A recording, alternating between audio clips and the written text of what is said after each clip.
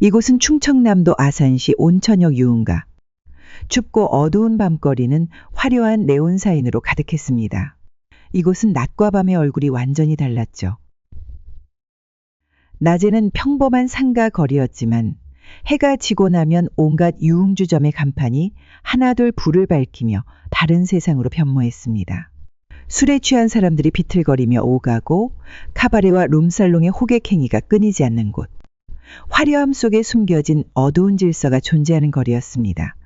그리고 그런 유흥가 한복판, 특히 인적이 가장 많은 교차로 모퉁이에 낯선 간판이 들어섰어요.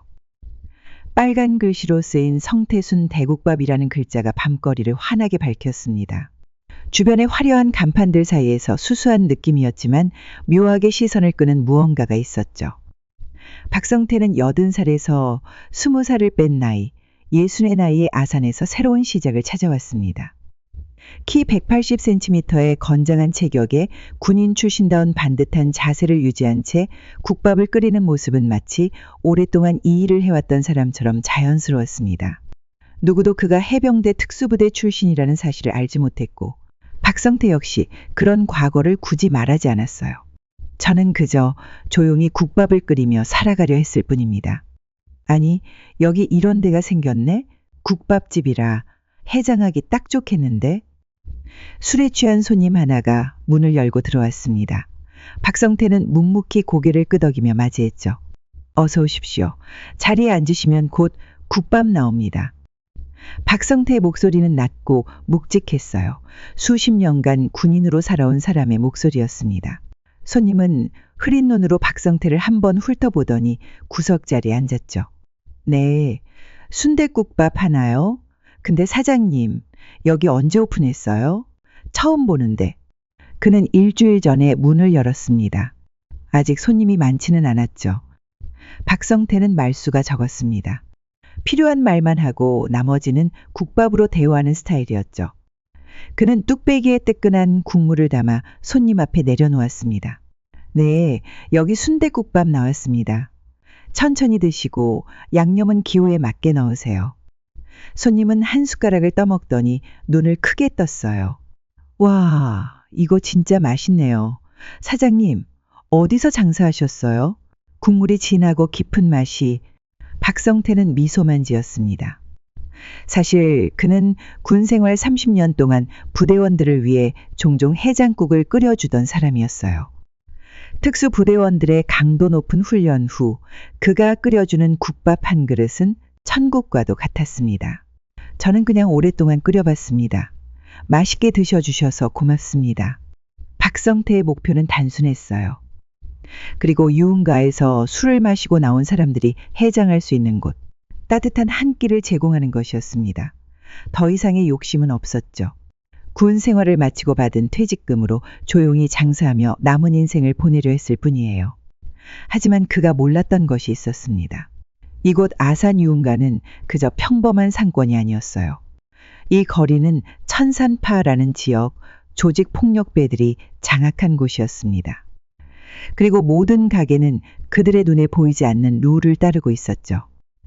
그리고 박성태는 그 사실을 전혀 알지 못한 채 자신도 모르게 그들의 질서에 도전장을 내밀게 된 것이었습니다. 맛있게 먹었습니다. 내일도 올게요, 사장님. 그리고 첫 손님이 만족스러운 표정으로 가게를 나섰습니다. 박성태는 조용히 그릇을 치우며 생각했어요. 천천히 한 발짝씩 나아가자. 하지만 그는 곧 자신이 상상도 못했던 소용돌이에 휘말리게 될 거라는 사실을 알지 못했습니다. 아산 유흥가의 아침은 조용했습니다. 박성태는 6시에 일어나 가게를 정리하고 장을 보러 나갔어요.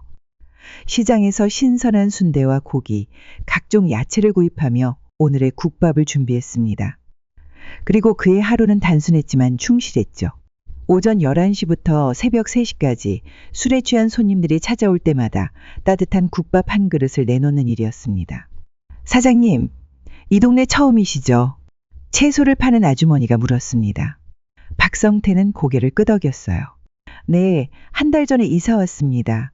순댓국밥집을 열었어요. 어디에요? 온천역 교차로 코너요. 아주머니의 표정이 미묘하게 변했습니다. 그는 걱정스러운 기색이 역력했어요. 거기는 조심하셔야 해요. 다른 말은 못하겠지만. 박성태는 의아했지만 더 이상 묻지 않았습니다. 그는 묵묵히 장을 본 후 가게로 돌아왔죠. 그는 국밥집을 열고 뚝배기에 국물을 끓이기 시작했습니다. 향긋한 고기 냄새와 깊은 육수 향이 가게 안을 가득 채웠어요. 첫 주는 조용했습니다. 하루에 손님 10명 정도, 적지만 장사를 시작하는 데는 나쁘지 않은 숫자였죠. 그러나 둘째 주부터 상황이 달라지기 시작했어요. 입소문을 타고 박성태의 국밥 맛이 알려지기 시작한 겁니다. 여기 순댓국밥집 개쩐다. 국물 맛이 진짜 끝내주더라. 말 들었어. 해장으로 딱이라던데? 사장님, 국밥 리필 되나요? 손님들이 하나둘 늘어났습니다. 특히 새벽 1시에서 3시 사이 술집에서 나온 취객들이 몰려들기 시작했어요. 박성태의 국밥은 해장 음식으로 최고였으니까요. 그리고 특제 양념과 깊은 맛의 육수, 부드러운 순대 취객들의 입맛을 사로잡았습니다. 그러나 손님이 늘어나면서 문제도 나타났어요. 어느 날 밤 옆 건물의 술집 주인이 찾아왔습니다. 사장님, 장사 잘 되시는 것 같아서 축하드립니다만 한 가지 말씀드릴 게 있어서요. 박성태는 국밥을 뜨면서 고개를 끄덕였습니다. 무슨 말씀이신지요? 이 동네는 특별한 규칙이 있어요. 새로 들어오는 가게는 허락을 받아야 하는데 술집 주인은 주변을 살피며 목소리를 낮췄습니다. 모든 가게가 보호비를 내고 있어요. 네, 그게 이 동네의 불문율이죠. 박성태는 국자를 내려놓았습니다. 그의 눈빛이 잠시 날카로워졌어요. 보호비요? 누구에게 내는 겁니까? 천산파하고. 네, 이 동네를 관리하는 분들이에요. 매달 50만 원 정도 내면 가게를 평안하게 운영할 수 있죠.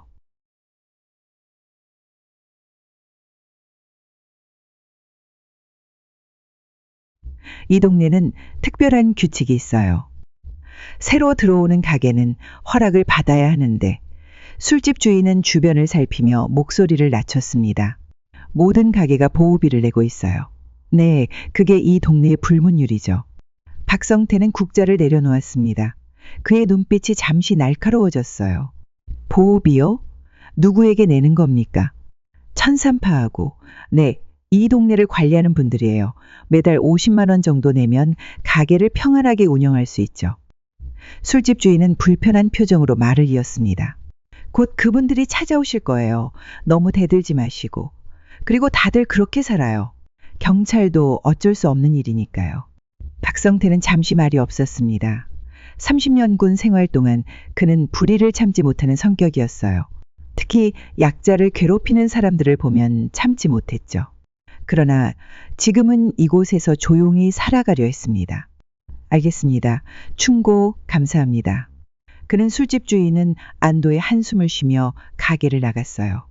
박성태는 다시 국밥을 끓이기 시작했지만 마음 한구석이 불편했습니다. 그는 이런 불합리한 세상을 보며 군인이 된 사람이었어요.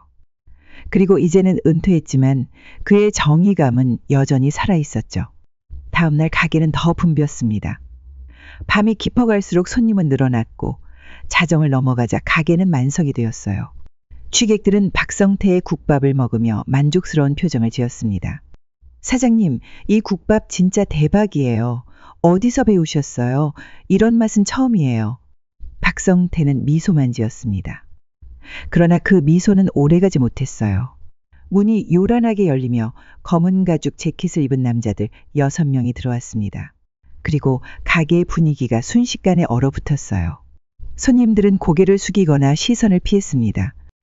그 남자들 중 제일 앞에 선 사람이 가게를 둘러보더니 박성태를 향해 걸어왔어요. 신사 정도로 보이는 그 남자.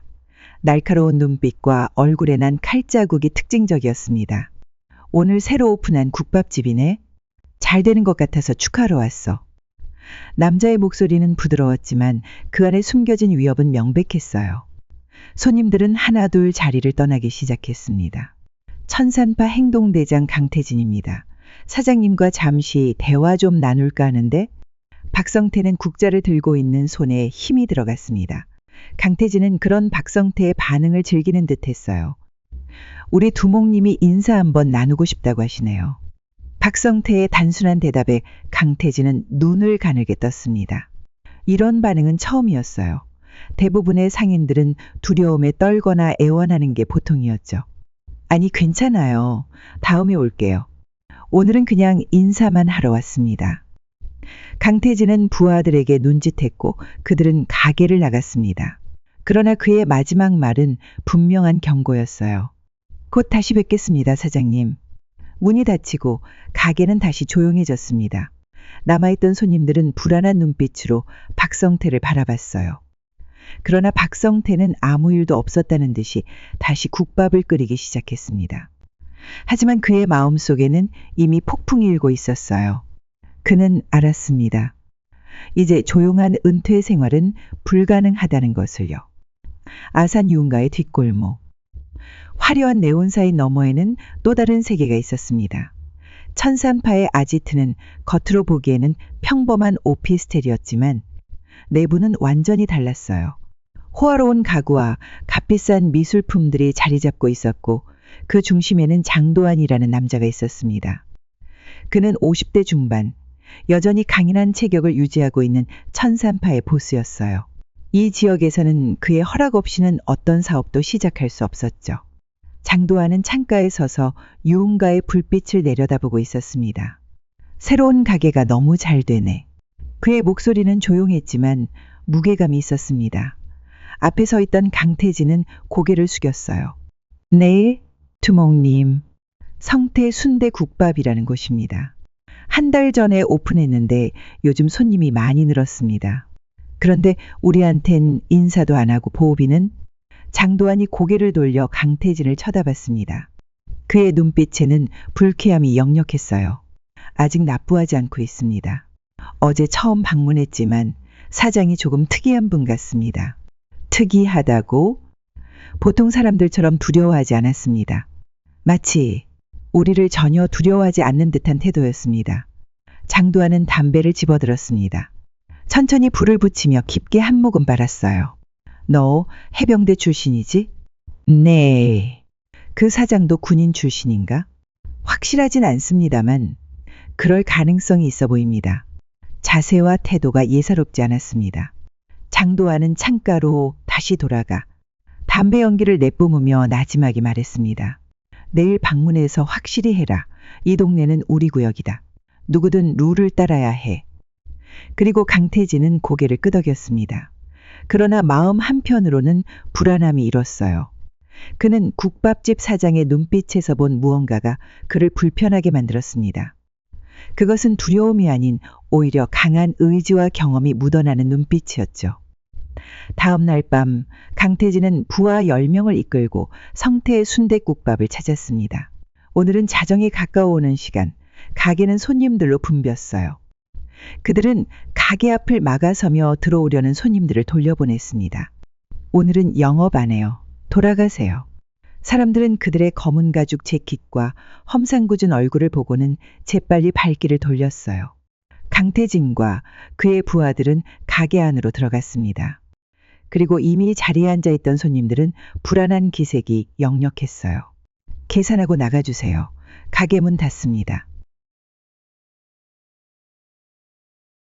강태진의 말에 손님들은 서둘러 돈을 내고 나갔습니다. 그리고 금세 가게 안에는 박성태와 천산파 조직원들만 남았어요. 자, 이제 우리끼리 이야기할 수 있겠네. 강태진은 중앙 테이블에 앉았습니다. 그리고 그의 부하들은 가게 곳곳에 자리 잡았어요. 강태진은 소주 한 병을 꺼내 잔을 채웠습니다. 사장님, 이 동네 룰을 모르시나 봐요? 박성태는 조용히 주방에서 나와 강태진 앞에 섰습니다. 그리고 그의 표정은 여전히 담담했어요. 무슨 룰 말입니까? 이 동네는 우리 천산파가 관리하는 구역입니다. 그리고 모든 가게는 보호비를 내야 해요. 한 달에 50만 원. 크게 부담되는 금액은 아니죠. 박성태는 잠시 생각에 잠겼습니다. 그는 자신이 단순히 국밥집을 열고 조용히 살려있을 뿐인데 이런 상황에 처하게 될 줄은 몰랐어요. 하지만 그는 30년간 해병대 특수부대에서 불의에 맞서 싸워온 사람이었습니다. 네, 국밥 드시러 오신 겁니까? 아니면 나가주시겠습니까? 박성태의 차분한 목소리에 가게 안의 공기가 긴장감으로 가득 찼습니다. 강태진은 소주잔을 내려놓았어요. 사장님, 오해하지 마세요. 우리는 당신을 보호하러 온 겁니다. 이 동네는 위험해요. 술 취한 사람들, 깡패들, 누가 가게를 부수러 올지 모르죠. 우린 그런 일이 없도록 지켜드리는 거예요. 제 가게는 제가 지킬 수 있습니다. 박성태의 단호한 대답에 강태진의 눈이 가늘어졌습니다. 그는 뭔가 이상함을 느꼈어요. 이 사장은 자신들을 전혀 두려워하지 않았습니다. 오히려 그의 눈빛에는 강한 자신감이 느껴졌죠. 그리고 이 남자, 당황하지 않는다. 강태진은 마음속으로 생각했습니다. 두려워하지 않는다. 박성태는 묵묵히 서 있었습니다. 그리고 그의 자세는 평범해 보였지만 강태진의 눈에는 그것이 군인의 자세로 보였어요. 언제든 대응할 준비가 된 자세였죠. 이상하게도 강한 기운이 느껴진다. 오늘 강태진은 부하들에게 눈짓했습니다. 그들은 자리에서 일어났어요. 강태진도 천천히 몸을 일으켰습니다. 오늘은 여기까지 하죠. 사장님, 생각 좀 해보세요. 우리 두목님은 인내심이 많은 분이 아닙니다. 그리고 그들이 가게를 나서려는 순간 한 부하가 실수로 테이블을 건드렸습니다. 소주병이 넘어져 바닥에 떨어졌어요. 그리고 깨진 유리 조각이 사방으로 튀었죠. 아, 미안합니다. 부하는 겉으로는 사과했지만 그의 눈빛은 전혀 미안해 보이지 않았습니다. 오히려 일부러 그런 듯한 뉘앙스였어요. 박성태는 말없이 빗자루를 들고 유리 조각을 쓸기 시작했습니다. 강태진은 마지막으로 한 번 더 박성태를 쳐다봤습니다. 그리고 그는 확신했어요. 이 사람은 보통 사람이 아니라는 것을. 강태진은 부하들에게 지시했습니다. 일단 철수하자. 가자. 가게 문이 닫히고 박성태는 혼자 남았습니다. 그리고 그는 깨진 유리 조각을 정리하며 생각에 잠겼어요. 원래는 조용히 살고 싶었습니다. 하지만 이런 불의를 그냥 넘어갈 수는 없었죠. 그의 삶의 신조는 항상 정의로웠습니다. 그리고 약자를 지키고 불의에 맞서는 것이었어요. 아산 유은가의 밤은 깊어갔습니다. 그리고 박성태는 가게 문을 닫고 주방을 정리했어요. 그러나 그는 알았습니다. 이것이 끝이 아니라는 것을요. 천삼파는 다시 올 것이고 더 강한 압박을 가할 것이었습니다. 한편 강태진은 천삼파 아지트로 돌아와 장도환에게 보고했어요. 두목님, 그 사장이 조금 특이합니다. 특이하다고? 뭐가? 보통 사람들처럼 겁을 먹지 않았습니다. 마치 우리를 전혀 두려워하지 않는 것 같았어요. 장도환의 표정이 어두워졌습니다. 해결하고 와라. 이 동네는 우리가 지배하는 곳이다. 누구든 룰을 따라야 해. 강태진은 고개를 끄덕였지만 마음속으로는 불안함이 커졌습니다. 그는 직감적으로 느꼈어요. 이 국밥집 사장은 보통 사람이 아니라는 것을요. 그리고 다음 날부터 천삼파의 압박이 본격적으로 시작되었습니다. 강태진은 두목 장도환의 명령을 받아 이번에는 더 체계적으로 움직였어요. 아침 일찍부터 조직원들을 국밥집 앞에 배치했습니다. 그리고 그들은 가게 앞 도로를 점령하며 손님들이 들어오지 못하게 했죠. 여기 오늘 문 닫았어요. 네, 다른 데 가세요. 사장님이 급한 일이 생겨서 영업 안 한대요. 지나가는 사람들은 의아한 표정으로 쳐다봤지만 조직원들의 험상궂은 얼굴을 보고는 더 이상 묻지 않고 발길을 돌렸어요. 박성태는 가게 안에서 이 모든 상황을 지켜보고 있었습니다. 그는 평소처럼 6시에 일어나 국밥 준비를 마쳤지만 손님이 한 명도 들어오지 않았어요. 점심시간이 되자 박성태는 가게의 문을 열고 나갔습니다. 그리고 조직원들이 그를 노려봤지만 그는 아랑곳하지 않고 그들 앞에 섰어요. 제 가게 앞에서 비켜주십시오. 박성태의 목소리는 낮고 차분했습니다. 그러나 그 안에는 단단한 의지가 담겨 있었어요. 조직원들은 서로 눈길을 교환했습니다. 사장님, 우리가 여기 있는 이유 아시죠? 보호비만 내시면 이런 일 없을 텐데. 불법적인 돈은 내지 않겠습니다. 저는 정당한 세금은 내고 있어요. 박성태의 단호한 대답에 조직원 하나가 앞으로 나섰습니다. 그는 키가 크고 팔에 문신이 가득했어요. 사장님, 우리 두목님이 인내심이 많지 않으십니다. 그리고 그냥 다른 가게들처럼 조용히 따르시는 게 좋을 거예요. 박성태는 미동도 하지 않고 그들을 바라봤습니다. 30년 해병대 생활 동안 그는 이보다 훨씬 위험한 상황들을 수없이 겪어왔어요. 북한 특수부대와의 대치, 해외 파병 중 적대 세력과의 교전. 그리고 그에게 이 정도 압박은 큰 위협이 되지 않았습니다. 내 가게 앞에서 비켜주십시오. 마지막으로 말합니다. 그 순간 박성태의 눈빛이 달라졌습니다. 그것은 더 이상 순한 국밥집 사장의 눈빛이 아니었어요. 특수부대 출신 군인의 예리하고 냉철한 눈빛이었죠. 조직원들은 순간 본능적인 두려움을 느꼈습니다. 그들은 한 걸음 물러섰어요. 알았어요. 오늘은 물러가겠습니다. 하지만 이게 끝이 아니에요, 사장님. 그리고 그들이 물러나자 박성태는 가게로 돌아왔습니다. 그러나 그날 하루 종일 손님은 거의 없었어요. 저녁이 되자 옆 건물 술집 주인이 다시 찾아왔습니다. 사장님, 정말 괜찮으세요?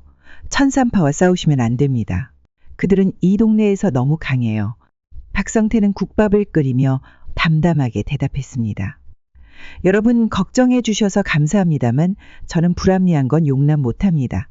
하지만 사장님, 그들은 다른 가게들에게도 압력을 넣고 있어요. 저 국밥집이 문제야라고 협박하면서요. 다들 사장님이 천산파에 굴복하길 바라고 있습니다. 박성태는 잠시 생각에 잠겼습니다. 그는 자신의 행동이 다른 상인들에게도 영향을 미치고 있다는 사실을 깨달았어요. 하지만 그는 원칙을 지키는 사람이었습니다. 내가 여기 장사를 한다고 했으면 끝까지 합니다. 불의에 굴복하는 순간 그들의 횡포는 더 심해질 겁니다. 술집 주인은 한숨을 쉬었습니다. 그는 박성태의 고집을 이해할 수 없었어요. 사장님, 다들 그렇게 삽니다. 여기선 다들 보호비를 내고 조용히 장사하는 게 최선이에요. 모두가 그렇게 산다고 해서 그게 옳은 건 아닙니다. 그는 박성태의 단호한 대답에 술집 주인은 더 이상 말을 잇지 못했어요. 그는 고개를 저으며 가게를 나갔습니다. 그리고 다음 날 천산파의 압박은 더 심해졌어요. 이번에는 가게 앞뿐만 아니라 주변 골목까지 조직원들이 배치되었습니다. 그리고 그들은 지나가는 사람들에게 이 국밥집에 대한 나쁜 소문을 퍼뜨렸어요. 저 집 음식 먹고 식중독 걸렸대요. 위생 상태가 엉망이라던데. 그뿐만 아니라 밤이 되자 몇몇 조직원들이 술에 취한 척하며 가게에 들어와 행패를 부렸습니다. 그리고 그들은 일부러 술병을 던지고 테이블을 엎었어요. 박성태는 묵묵히 그것들을 정리했습니다. 그리고 그의 인내심은 놀라웠어요. 이틀, 3일. 상황은 계속되었습니다. 손님들은 점점 줄어들었고 가게의 매출도 급격히 감소했어요. 그리고 주변 상인들은 박성태를 피하기 시작했습니다. 그들은 천산파의 보복이 두려웠던 거죠. 일주일이 지났을 때 강태진이 다시 가게를 찾아왔습니다. 이번에는 혼자였어요. 그는 빈 가게를 둘러보더니 한쪽 테이블에 앉았습니다. 박성태의 목소리는 낮고 차분했습니다. 그러나 그 안에는 단단한 의지가 담겨 있었어요. 조직원들은 서로 눈길을 교환했습니다. 네, 이제 대화는 끝났습니다. 두 가지 선택권이 있어요. 보호비를 내거나 아니면 가게를 접거나. 강태진이 앞으로 나섰습니다. 그의 눈에는 결의가 서려 있었어요. 그는 이번에는 반드시 임무를 완수해야 했습니다. 선택할 것이 없군요. 박성태의 대답은 단호했어요. 그는 한 발짝도 물러서지 않았습니다. 그럼 어쩔 수 없네요.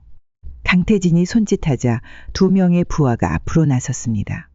그리고 그들은 박성태의 멱살을 잡으려 했어요. 그 순간이었습니다.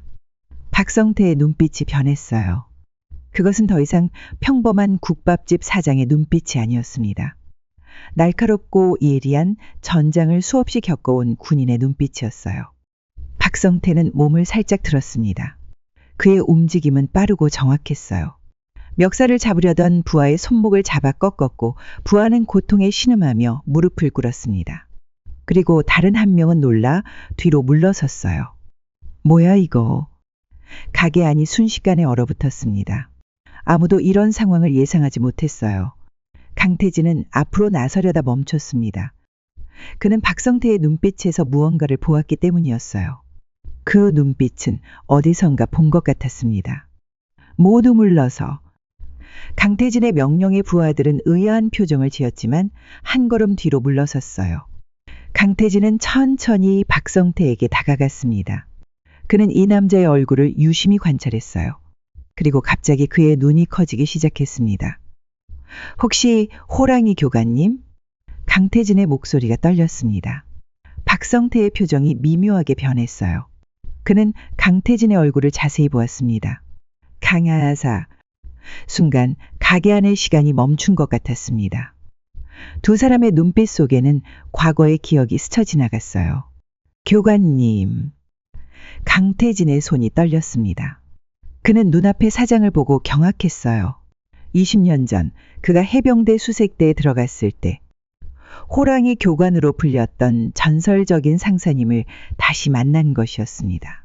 이게 말이 돼? 그리고 강태진은 충격에 빠졌습니다. 그의 해병대 시절 가장 두려운 존재가 바로 이 사람이었어요. 박성태는 당시 해병대 특수부대 교관으로 엄격하고 강인한 훈련으로 유명했습니다. 네, 그는 전설이었어요. 강하사, 지금 뭐 하는 짓인가? 박성태의 목소리는 더 이상 국밥집 사장의 목소리가 아니었습니다.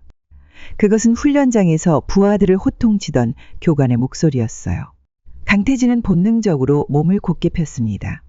20년이 지났지만 그의 몸은 여전히 교관의 명령에 반응했어요. 죄송합니다. 교관님. 가게 안의 다른 조직원들은 상황을 이해하지 못하고 어리둥절했습니다. 그리고 그들이 아는 한 강태진은 두려움을 모르는 행동대장이었어요. 그런 그가 지금 이 노인 앞에서 고개를 숙이고 있었습니다. 네, 행동대장님, 무슨 일입니까? 한 부하가 의아한 표정으로 물었어요. 닥쳐. 강태진의 외침에 모두가 놀랐습니다. 그는 천천히 뒤돌아보며 부하들을 향해 말했어요. 이분은 건드리면 안 된다. 네, 하지만 두목님이 내가 책임질 테니 모두 물러나. 강태진의 단호한 명령에 부하들은 서로를 쳐다보며 당황했습니다. 그들은 이런 상황을 처음 겪었어요. 그러나 강태진의 눈빛이 흔들리지 않자 결국 누구도 반박하지 못하고 한 걸음 물러났습니다. 강태진은 다시 박성태를 향해 고개를 숙였습니다. 사장님, 죄송합니다. 우리가 잘못했습니다. 박성태는 강태진을 오랫동안 쳐다봤습니다. 그의 눈에는 복잡한 감정이 서려 있었어요. 강하사, 단 한마디. 그러나 그 한마디가 강태진의 가슴을 철렁이게 만들었습니다. 지금 뭐 하는 짓인지 알고 있나? 네, 교관님. 해병대 정신은 어디 갔지? 강태진은 고개를 숙인 채 대답하지 못했습니다. 부끄러움과 후회가 밀려왔어요. 한때 그는 자랑스러운 해병이었습니다. 조국을 위해 목숨을 바칠 각오가 되어 있었어요. 그러나 제대 후 사회에 적응하지 못하고 방황하다가 천산파에 들어가게 되었습니다. 교관님, 저는 길을 잃었습니다. 박성태는 잠시 침묵했습니다. 그의 눈에는 실망과 동시에 이해의 감정이 서려 있었어요. 모두 나가게. 박성태의 명령에 강태진은 부하들에게 손짓했습니다. 그리고 부하들은 여전히 상황을 이해하지 못한 채 가게를 나갔어요. 이제 가게 안에는 오직 두 사람만 남았습니다. 오전 11시 가게 문이 열렸습니다. 강태진이 혼자 들어왔어요. 그는 더 이상 검은색 조직 재킷을 입고 있지 않았습니다. 그 대신 단정한 셔츠와 청바지 차림이었어요. 박성태는 조용히 그를 바라보았습니다. 어서 오세요. 그는 강태진을 평범한 손님처럼 맞이했습니다. 강태진은 조심스럽게 카운터 앞에 섰어요. 교관님, 아니 사장님, 말씀드릴 것이 있습니다. 박성태는 고개를 끄덕였습니다. 뭔가? 잠시 침묵이 흘렀습니다. 그리고 강태진은 깊은 숨을 내쉬며 말했습니다. 저 천산파를 나왔습니다. 박성태의 표정이 미묘하게 변했어요. 그는 강태진을 자세히 살펴봤습니다. 왜? 강태진은 굳은 결심이 담긴 목소리로 대답했습니다. 교관님을 다시 뵙고 깨달았습니다. 제가 가야 할 길이 아니었다는 것을요. 강태진의 목소리에는 진심이 담겨 있었습니다. 박성태는 한동안 그를 바라보더니 천천히 고개를 끄덕였어요. 그래, 앉게. 국밥 한 그릇 먹고 가지. 강태진은 감사의 표정을 지으며 조용히 자리에 앉았습니다. 잠시 후 박성태는 뜨끈한 국밥 한 그릇을 떠서 그의 앞에 내려놓았어요. 강하사 인생은 언제든 다시 시작할 수 있네. 내가 60의 나이에 국밥집을 연 것처럼 말이야. 그 말에 강태진의 눈가가 붉어졌습니다. 20년 만에 다시 올바른 길을 찾은 기분이었어요. 그는 조용히 국밥을 한 숟갈 떠먹었습니다. 사장님, 조심하세요.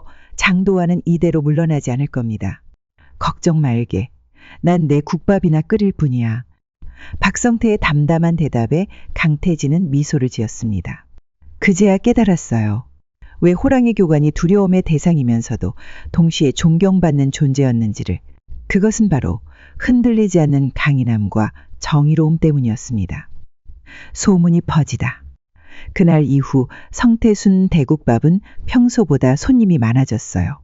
소문은 빠르게 퍼졌습니다. 천삼파도 건드리지 못하는 국밥집 사장. 사람들은 호기심 혹은 맛있다는 국밥 때문에 찾아왔습니다. 사장님, 정말 전직 특수부대세요? 저기 사장님 무술을 배울 수 있을까요? 박성태는 모든 질문에 미소로 답했습니다. 그는 과거를 이야기하는 것을 좋아하지 않았어요.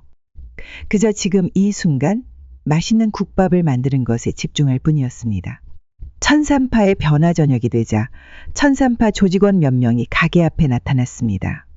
그러나 그들은 더 이상 위협적인 태도를 보이지 않았어요. 오히려 조심스럽게 거리를 두고 가게를 관찰하고 있었습니다. 그들의 눈에는 경외심과 두려움이 섞여 있었어요. 근데 저 사람이 진짜 호랑이 교관이래. 행동대장이 갑자기 사과를 하다니? 대체 저 사람 누구야? 그날 조직원들은 혼란스러웠습니다. 그들은 지시를 받고 왔지만 강태진의 갑작스러운 태도 변화와 가게 사장에 대한 소문을 듣고 당황한 상태였어요.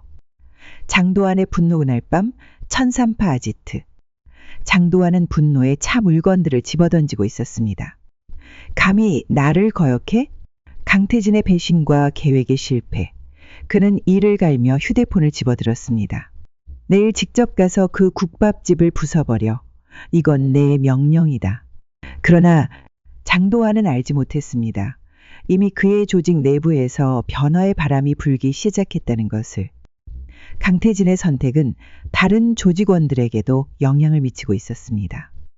군 복무를 한 조직원들은 호랑이 교관의 전설을 알고 있었고 그를 함부로 대할 수 없다는 것을 깨닫기 시작했어요. 한편 박성태는 평소처럼 가게 문을 닫고 주방을 정리하고 있었습니다. 그리고 그는 내일이 어떻게 될지 걱정하지 않았어요. 그는 30년 군 생활 동안 수많은 위기를 겪어왔고 항상 자신의 신념대로 행동해왔습니다. 내일도 다르지 않을 것이었어요. 그날 밤 아산 유흥가의 분위기가 미묘하게 변했습니다. 그리고 천삼파의 조직원들은 더 이상 거리를 활보하지 않았어요. 그들은 마치 무언가를 기다리는 듯한 조용한 긴장감 속에 있었습니다. 그리고 상인들은 이런 변화를 감지하고 의아해했어요. 20년간 이어져 온 천삼파의 지배가 흔들리기 시작한 것이었습니다. 다음 날 아침 아산 유흥가는 평소와 다른 분위기로 하루를 시작했습니다. 그리고 어젯밤의 소문은 이미 상인들 사이에서 빠르게 퍼져 있었고 모두가 어떤 일이 벌어질지 긴장하고 있었어요. 성태순 대국밥 앞에는 이른 시간부터 사람들이 모여들기 시작했습니다. 그들은 호기심 어린 눈으로 가게를 바라봤죠. 정말 천삼파와 싸웠다면서? 사장님이 전설의 특수부대 교관이래. 장도환이 오늘 직접 온대. 사람들의 수군거림 속에 박성태는 평소와 같이 6시에 일어나 가게를 열었습니다. 그리고 그는 마치 아무 일도 없었다는 듯이 국밥 준비를 시작했어요. 육수를 끓이고 순대를 손질하고 양념을 준비하는 그의 모습은 평화로웠습니다. 오전 11시 첫 손님이 들어왔어요. 그러나 평소와 달리 손님은 국밥을 먹으러 온 것이 아니었습니다. 네, 그는 주변 슈퍼마켓 주인이었어요. 사장님 괜찮으세요? 오늘 장도환이 직접 온다는 소문이 있습니다. 박성태는 고개를 끄덕였습니다. 괜찮습니다. 신경 쓰지 마세요. 하지만 사장님, 장도환은 이 동네에서 20년간 아무도 건드리지 못한 사람입니다. 그리고 경찰도 정치인도 그를 건드리지 못했어요. 국밥 한 그릇 드시겠습니까? 박성태의 단순한 대답에 슈퍼마켓 주인은 더 이상 말을 잇지 못했습니다. 그는 한숨을 쉬며 가게를 나갔어요. 시간이 흐르며 가게 주변에는 점점 더 많은 사람들이 모여들었습니다. 상인들, 주민들, 그리고 호기심 많은 구경꾼들까지. 그들은 모두 무슨 일이 벌어질지 지켜보기 위해 왔어요. 그리고 천산파의 집에 누군가 도전장을 내민 것은 처음이었습니다. 정오가 되자 검은색 고급 승용차 3대가 가게 앞에 멈췄습니다. 차에서 내린 사람들은 모두 정장을 입고 있었어요. 그리고 그 중앙에 있는 사람이 바로 장도환이었습니다. 50대 중반의 나이에도 불구하고 그의 체격은 여전히 강인했고 눈빛은 날카로웠어요. 그는 장도환은 주변을 둘러보았습니다. 모여든 사람들이 그를 보고 한 걸음 물러섰어요. 그의 위압감은 대단했습니다. 그는 천천히 가게 안으로 들어갔어요. 그 뒤를 10명의 부하들이 따랐습니다. 그리고 가게 안에는 이미 몇몇 손님들이 국밥을 먹고 있었습니다. 그들은 장도환 일행이 들어오자 서둘러 자리를 떴어요. 순식간에 가게는 텅 비었고 오직 박성태와 천산파 사람들만 남았습니다. 박성태라고 하던가? 장도환의 목소리는 낮고 깊었어요. 그는 가게를 둘러보더니 중앙 테이블에 앉았습니다. 네, 저입니다. 박성태는 조용히 대답했어요. 그는 여전히 국밥을 끓이고 있었습니다. 내가 누군지 알겠나? 네, 천산파 두목장도환이라고 들었습니다. 박성태의 담담한 대답에 장도환은 냉소를 지었어요. 그래. 나는 이 동네를 20년간 통치해온 사람이다. 내 허락 없이는 어떤 사업도 여기서 시작할 수 없어. 국밥 한 그릇 드시겠습니까? 박성태의 단순한 질문에 장도환은 잠시 당황했습니다. 그는 이런 반응을 예상하지 못했어요. 지금 내 말이 농담으로 들리나? 이 가게를 당장 접지 않으면 국밥 한 그릇 드시겠습니까? 박성태는 다시 한번 같은 질문을 했습니다. 그의 눈빛은 흔들림이 없었어요. 장도환은 화가 치밀어 올랐습니다. 그는 테이블을 내리쳤어요. 감히 나를 무시해? 그 순간 가게 문이 열렸습니다. 강태진이 들어왔어요. 그는 더 이상 천산파의 행동 대장이 아니었지만 그의 존재감은 여전했습니다. 그리고 장도환은 강태진을 보고 눈을 크게 떴어요. 너 감히 여기에 온 거냐? 강태진은 말없이 박성태 옆에 섰습니다. 그리고 그의 눈에는 더 이상 혼란이 없었어요. 그것은 다시 찾은 자신감과 결의로 가득 찬 눈빛이었습니다. 두목님, 이제 그만두십시오. 이분은 우리가 건드릴 수 있는 분이 아닙니다. 장도환은 비웃었습니다. 그리고 내가 감히 나에게 명령해? 내가 너를 이 자리까지 올려준 사람이다. 이분은 제가 해병대 시절 만났던 호랑이 교관입니다. 그리고 우리나라 특수부대의 전설적인 존재예요. 그분을 건드리는 것은 닥쳐. 내가 그런 걸 신경 쓸 것 같아? 장도환은 부하들에게 손짓했습니다. 이 가게를 부숴버려. 그리고 이 노인을 끌고 가. 그러나 놀랍게도 아무도 움직이지 않았어요. 부하들은 서로를 쳐다보며 망설였습니다. 강태진의 말은 그들에게도 영향을 미쳤어요. 그리고 과거 군복무를 했던 부하들은 호랑이 교관의 전설을 알고 있었고 다른 부하들은 강태진이 이렇게까지 하는 이유가 있을 것이라 생각했습니다. 뭐야? 감히 내 명령을 거역해? 장도환은 분노로 얼굴이 붉어졌습니다. 그리고 그는 직접 앞으로 나섰어요. 그럼 내가 직접 처리하겠어. 장도환이 주먹을 들어 올렸습니다. 그리고 그 순간 박성태의 눈빛이 변했어요. 그것은 더 이상 평범한 국밥집 사장의 눈빛이 아니었습니다. 특수부대 교관으로서 수십 년의 경험이 담긴 예리한 눈빛이었어요. 박성태의 움직임은 빠르고 정확했습니다. 그는 장도환의 주먹을 간단히 피하고 그의 손목을 잡아 꺾었어요. 장도환은 고통에 신음하며 무릎을 꿇었습니다. 이런. 순간 가게 안은 완전히 정적에 빠졌습니다. 아무도 이런 상황을 예상하지 못했어요. 장도환은 20년간 아산 유흥가의 절대적인 지배자였습니다. 그런 그가 지금 한 노인 앞에서 무릎을 꿇고 있었어요. 들어보게 장도환 씨. 박성태의 목소리는 차분했지만 단호했습니다. 난 그저 조용히 국밥이나 끓이며 살고 싶을 뿐이야. 더 이상 나와 내 가게를 괴롭히지 말게. 그는 장도환의 손목을 놓아주었어요. 장도환은 비틀거리며 일어났습니다. 그리고 그의 얼굴은 분노와 당혹감으로 일그러졌어요. 이게 끝이 아니다.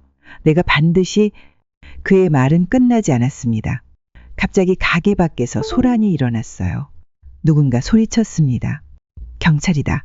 모두 움직이지 마. 순간 장도환의 얼굴이 백지장처럼 변했습니다. 가게 밖을 보니 경찰차 여러 대가 도착해 있었고 경찰들이 가게를 포위하고 있었어요.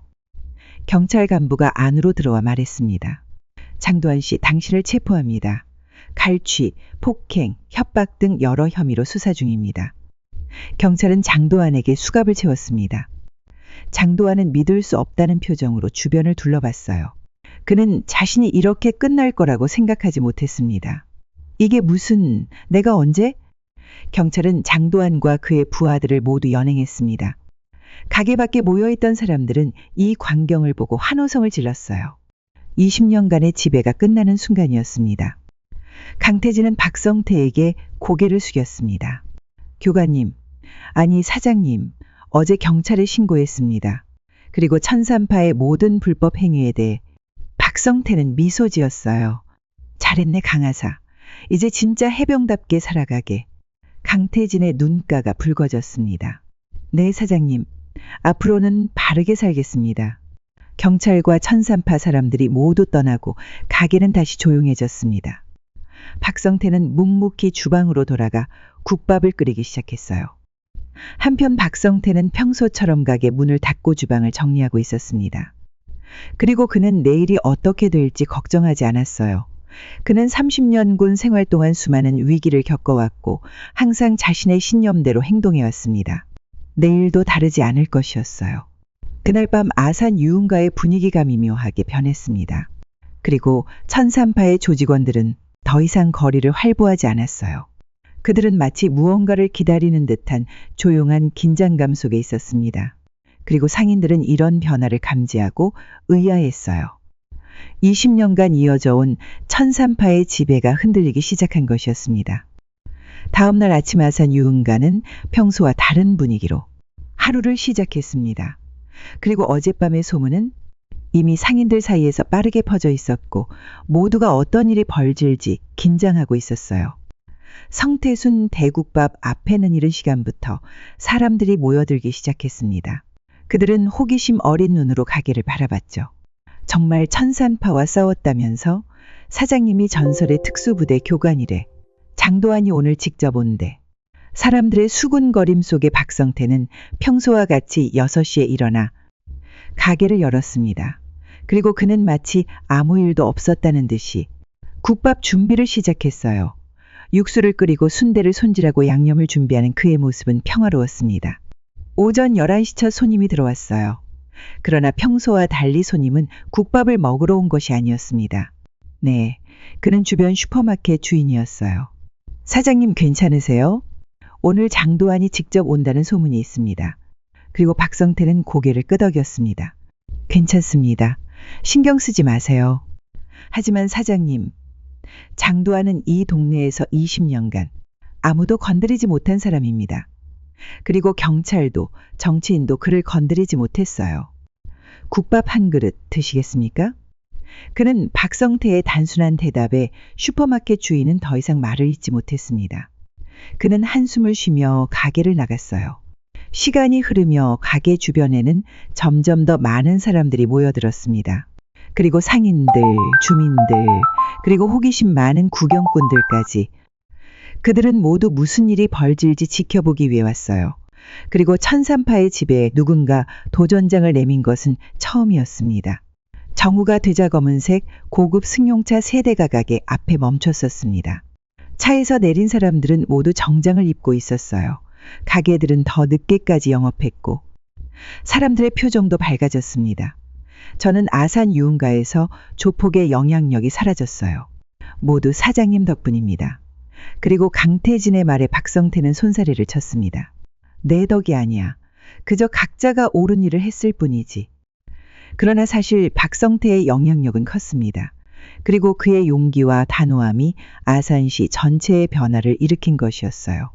장도환의 체포 이후 다른 지역의 조직폭력배들도 아산시를 건드리지 않게 되었습니다. 호랑이 교관의 전설이 너무 강력했기 때문이었죠. 그날 오후 국밥집은 손님들로 가득 찼어요.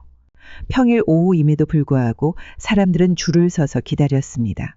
그리고 박성태의 국밥은 이제 아산시를 넘어 전국적으로 유명해지기 시작했어요. 사장님 인터뷰 좀 해주시면 안 될까요? 한 방송국 PD가 카메라를 들고 찾아왔습니다. 박성태는 고개를 저었어요. 죄송합니다만 저는 그냥 국밥이나 끓이고 싶습니다.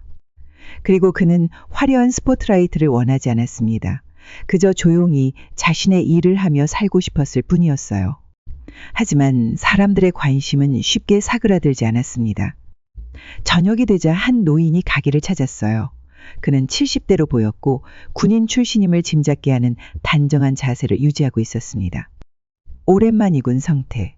그 목소리에 박성태는 고개를 들었습니다. 순간 그의 눈이 커졌어요. 중령님. 노인은 미소를 지었습니다. 그는 박성태의 예상관이었어요.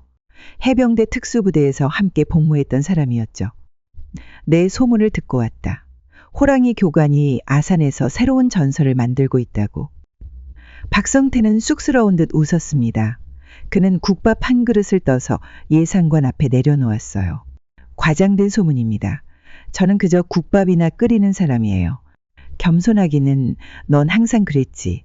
하지만 너의 행동이 많은 사람들에게 용기를 주고 있다는 걸 알아야 해. 노인은 국밥을 한 숟가락 떠먹었습니다. 그리고 그의 눈이 반짝였어요. 역시 맛있군. 내가 부대에서 끓여주던 해장국 맛 그대로야. 두 사람은 오랜만에 만난 전으로서 이야기를 나누기 시작했습니다. 그리고 옛 추억, 동료들의 소식, 그리고 현재의 생활까지. 시간은 빠르게 흘렀고 가게의 손님들은 하나 둘 줄어들었어요. 밤이 깊어갈 무렵 마지막 손님이 떠나고 박성태와 예상관만이 남았습니다. 그리고 노인은 깊은 한숨을 내쉬었어요. 성태야, 넌 항상 원칙을 지키는 사람이었어. 그게 내가 호랑이 교관으로 존경받았던 이유였지. 네, 과찬이십니다, 중령님. 아니야. 내가 아산에서 한 일은 단순히 한 가게를 지킨 것이 아니라 이 도시 전체의 정의를 가져다 준 거야. 그리고 박성태는 조용히 테이블을 닦으며 말했습니다. 저는 그저 제 가게에서 국밥을 팔고 싶었을 뿐입니다. 하지만 불의를 보면 참지 못하는 성격이라. 그리고 그게 바로 내가 특수부대의 전설이 된 이유지. 그리고 이제는 아산의 전설이 되었고. 노인은 일어나 자리를 정리했습니다. 그리고 그는 박성태의 어깨를 두드렸어요. 자랑스럽다, 성태야. 너 같은 사람이 우리 해병대에 있어서 자랑스러워. 노인이 떠난 후 박성태는 혼자 가게를 정리했습니다. 그는 창밖을 바라봤어요. 아산 유흥가의 밤거리는 이제 더 밝고 안전해 보였습니다. 사람들은 두려움 없이 거리를 걸었고 가게들은 활기를 되찾았어요. 다음 날 아침 박성태는 평소처럼 6시에 일어나 가게를 열었습니다. 오늘 그는 주방에서 국밥을 준비하기 시작했어요. 오늘도 그는 최고의 국밥을 만들기 위해 정성을 다할 것이었습니다.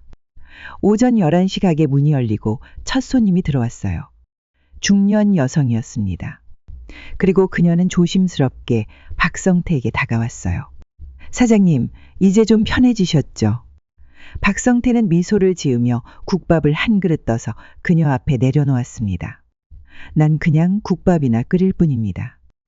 여성은 미소 지었고 박성태도 따뜻한 미소로 답했습니다. 그리고 그의 눈에는 평화로움이 서려 있었어요. 이제 그는 자신이 원하던 삶을 살고 있었습니다. 조용히 국밥을 끓이며 때로는 불의에 맞서 싸우는 그런 삶을요. 아산 유흥가의 새로운 전설, 성태 순대 국밥집. 그리고 그곳에서는 여전히 맛있는 국밥 냄새가 골목을 가득 채우고 있었습니다. 그리고 그 안에는 호랑이 교관으로 불렸던 한 남자가 묵묵히 국밥을 끓이고 있었어요. 그의 전설은 이제 막 시작되고 있었습니다.